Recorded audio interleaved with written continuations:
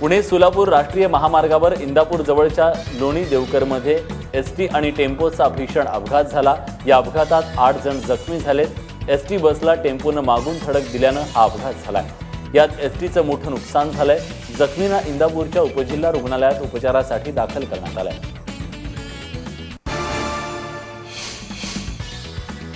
भाईंदरमध्ये अल्पवयीन मुलीवर 8 जणांनी सामूहिक बलात्कार केल्याची धक्कादायक बाब समोर आली आहे। 8 महिन्यांपासून हे नराधम पीडितेवर अत्याचार करत होते।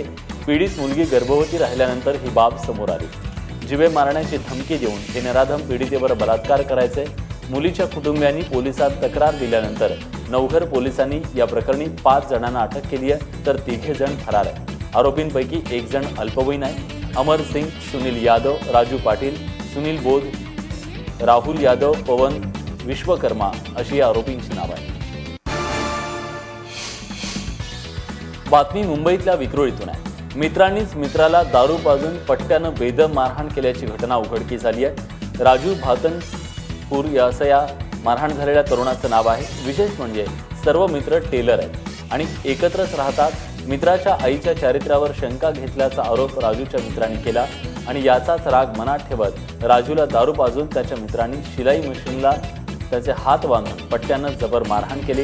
व्हिडिओ व्हायरल झाल्यानंतर पीडित तरुणानं पोलिसात तक्रार केली। त्यानंतर मारहाण करणाऱ्या 4घांनाही अटक करण्यात आली। पुण्यातल्या शिरूर तालुक्यात बंधाऱ्यात कार पडल्यानं 4घांचा मृत्यू झालाय। बांडवगण फराटा या गावात भीमा नदीवरच्या बंधाऱ्यात ही घटना घडली आहे। चालकाचं कारवरचं नियंत्रण सुटलं आणि त्यामुळे हा अपघात झाला। मृतांमध्ये 3 महिलांचा समावेश आहे। नंदा गायकवाड, नवनाथ पवार, प्रतिभा पवार आणि आबा प्रल्हाद जठार अशी मृत पावलेल्यांची नावं आहेत। हे 4घे जण बारामतीला गेले होते। परत येत असताना ही दुर्दैवी घटना घडली।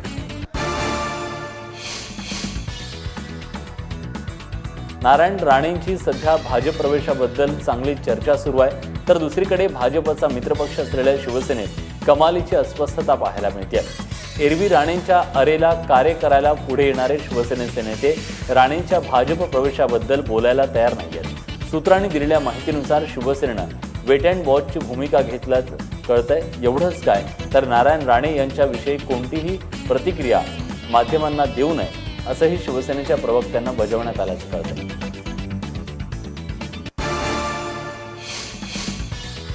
दोन महिन्यांच्या अथक परिश्रमानंतर इजिप्शियन नागरिक इमान अहमदचं वजन 50%हून अधिक घटल्याची माहिती तिच्यावर उपचार करणारे सर्जन लकडावाला यांनी दिलेली आहे।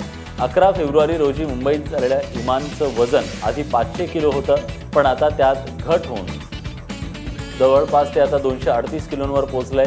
लकडावाला यांनी आधी इमानच्या डाएटमध्ये बदल केला आणि तिचं वजन जे आहे ते 100 किलोनी कमी केलं आणि त्यानंतर तिच्यावर शस्त्रक्रिया करून आणखी वजन कमी करण्यात यश आलंय।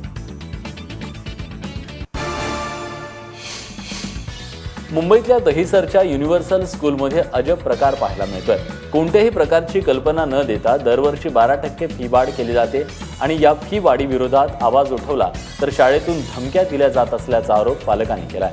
वाढीव फी भरली नाही आणि शाळेविरोधात तक्रार केली तर तुमच्या मुलांना शाळेतून काढून टाकू असा दम शाळेकडून दिला जात असल्याचा आरोप पालकांनी केलाय। त्यामुळे आता शिक्षण मंत्री तावडे यांनी लक्ष घालून फी वाढीला चाप लावण्याची मागणी केली आहे। पुण्याच्या भरतनाट्य मंदिरात काल राजा परांजपे महोत्सवाचं उद्घाटन झालं। यावेळी अभिनेते मोहन आगाशे, आशुतोष गोवारीकर, महेश काळे, जितेंद्र जोशी, मेधा मांजरेकर आदी मान्यवर उपस्थित होते। राजा परांजपे प्रतिष्ठानमार्फत या महोत्सवाचं आयोजन करण्यात आलंय। 14 ते 20 एप्रिलपर्यंत होणाऱ्या या महोत्सवात विविध चित्रपट दाखवले जाणार आहेत। यावेळी मराठी चित्रपटातील योगदानाबद्दल मोहन आगाशेंच्या हस्ते कलावंतांचा सत्कार करण्यात आला।